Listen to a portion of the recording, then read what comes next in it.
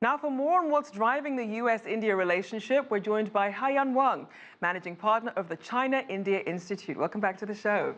Glad to be here. Now, this is the first face-to-face meeting for Modi and Trump. What are the expectations for this two-day visit?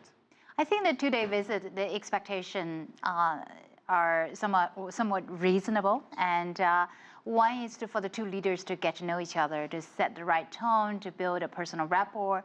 And I think that also for Prime Minister Modi to really get a sense of Trump administration's policies and priorities.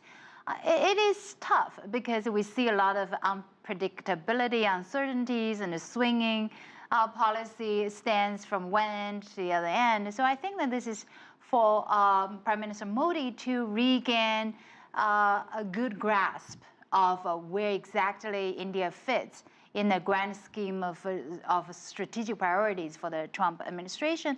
I also think that counterterrorism and defense cooperation are two very key concrete items, with India being the largest arms importer, and the U.S. definitely wants to gain its bigger share from that arms exports to India. So counterterrorism is another big agenda.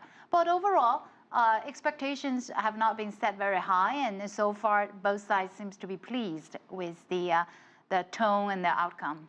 We certainly saw them agreeing on things like innovation, and so certainly lots of room for agreement.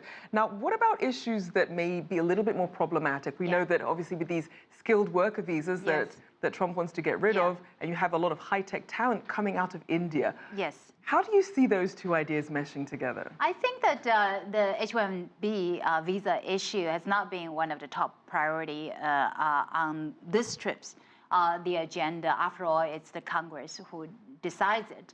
And down the road, it's going to be less of an issue.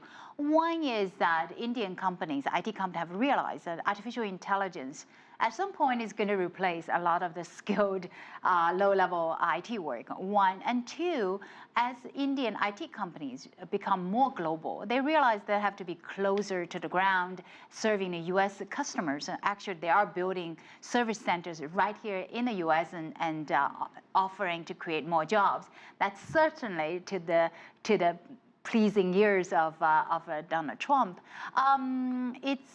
It's also, as the Indian economy grows, a lot of the IT opportunities will actually be opening up for Indian IT companies. So it's less of a thorny issue on this front. And we certainly saw President Trump praising India for its growth, saying that he hopes that the U.S. would be in that same position soon. But he also talked about the trade deficit. Yes. Both countries want better access to each other's markets. Indeed. What do you think will develop there? I think that for President Trump, reciprocity in trade is the key. Creating jobs for the U.S. workers is the key. And you know, though Prime Minister Modi's top economic agenda is making in India, and Donald Trump's top agenda is you know, America first and creating American jobs, there are a lot of opportunities for cooperation. At this point, as much as the trade deficits talked about, you know, for the U.S. trade with India, it is relatively small. A 30 billion trade deficit in goods and services altogether is not that significant. That is significantly smaller, 1/10 of that of the total deficit with China. Right. So I don't see it being a big you know, big thorny block in developing that economic relationship. And down the road, whether it's LNG exports, defense equipment exports to India, technology exports, building smart cities, building infrastructure.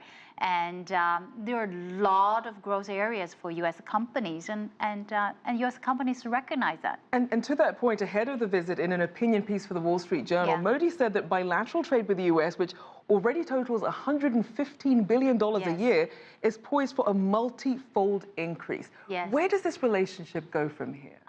It could go only higher. At this point, in terms of India's importance as an export destination, it is still insignificant. India is the 18th largest export market for the U.S. U.S. export to India, it accounts for a very small percentage, I think 1.5% of overall U.S. exports. And so, at this point, it is not that significant, and direct investment also is not that significant. But we must recognize that India is the fastest growing major economy. 10 years from today, India will become the third largest economy, right behind China and the U.S. So if we take a 10-year horizon down the road, looking at it from tomorrow's lenses, I think that India is bound to become one of the fastest growing export markets for U.S. businesses. We certainly saw what happened with China, so we will have to see what happens with India. Thank you so much, as always. Haiyan Wang, Managing Partner of the China-India Institute.